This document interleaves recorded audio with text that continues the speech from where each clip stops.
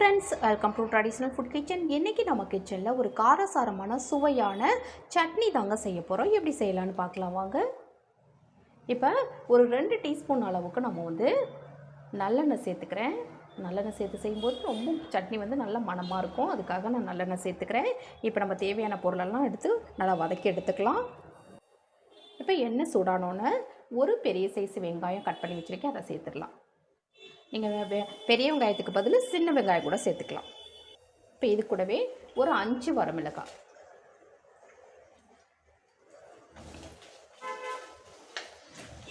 வரமிளகாய் நல்லா சீக்கிரமாக வதங்கணுன்றதுக்காக நான் முன்னாடியே சேர்த்துக்கிறேன். இப்போ இது வதங்கிட்டு இருக்கட்டும். இப்போ அடுத்தடுத்த பொருளெல்லாம் நம்ம சேர்த்துக்கலாம். ஒரு 8 பல் பூண்டு, 2 பச்சை மிளகாய், ஒரு சின்ன சைஸ் துண்டு இஞ்சி. இது நல்லா வதங்கட்டும். நல்லா அந்த சட்னிக்கு நம்ம எல்லாமே நல்லா வதங்கணும். அப்போ தான் நல்லா சுவையாக இருக்கும்.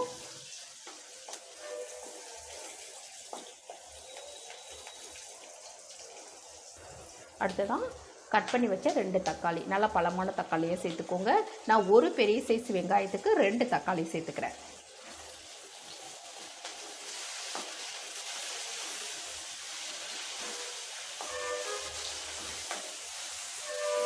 இது நல்லா வதங்கிட்டு இருக்கட்டும். இப்போ இது கூடவே 2 டேபிள் ஸ்பூன் அளவுக்கு வறுத்த வேர்க்கடலை சேர்க்குறேன். நீங்கள் பச்சை வேர்க்கடலையாக இருந்தது அப்படின்னா ஒரு டைம் நல்லா வறுத்துட்டு அதுக்கு பிறகு சேர்த்துக்கோங்க. வேர்க்கடலை சேர்த்து செய்யும் போது சட்னி இன்னும் நல்ல டேஸ்ட்டாக இருக்கும்.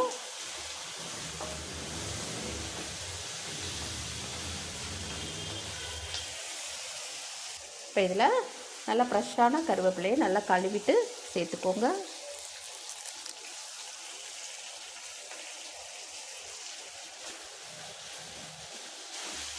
இன்னும் நல்லா இது வதங்கணும். ஏன்னா தக்காளி நமக்கு நல்லா கொஞ்சம் மசிற அளவுக்கு நல்லா வதங்கணும்.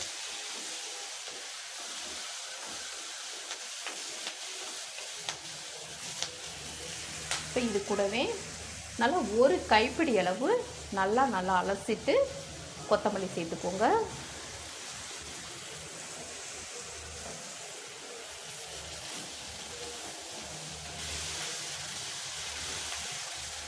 இதோட பச்சை வாசனைலாம் நல்லாவே போகணும். அந்தளவுக்கு நல்லா வதக்கி விட்டுடலாம். இந்த மாதிரி நல்லெண்ணெயில் வதக்கி நம்ம சேர்த்து அரைச்சி செய்யும்போது ரொம்ப நல்லாயிருக்கும், மணமாக இருக்கும் சட்னி.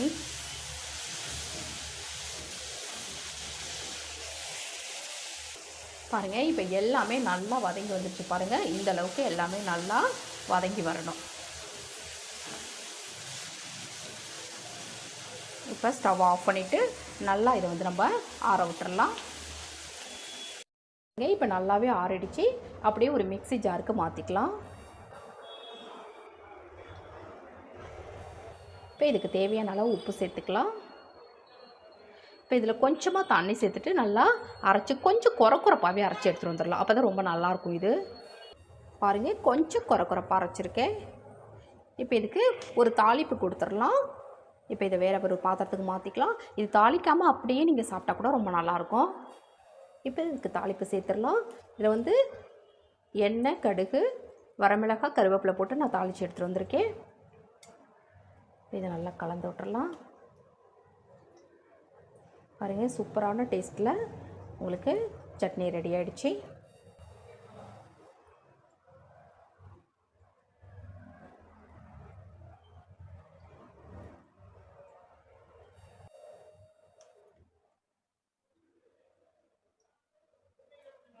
அதிகமாக தண்ணி சேர்க்காமல் கொஞ்சம் கெட்டியாக வச்சா அந்த சட்னி ரொம்ப சூப்பராக இருக்கும்.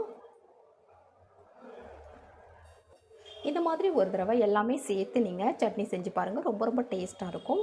நான் செய்த இந்த வீடியோ உங்களுக்கு பிடிச்சிருந்ததுன்னா மறக்காமல் உங்கள் ஃப்ரெண்ட்ஸ், ரிலேட்டிவ்ஸ் எல்லாருக்கும் ரொம்ப ஷேர் பண்ணுங்கள், லைக் பண்ணுங்கள். நம்ம சேனலை மறக்காமல் சப்ஸ்கிரைப் பண்ணி சப்போர்ட் பண்ணுங்கள் ஃப்ரெண்ட்ஸ். தேங்க்யூ.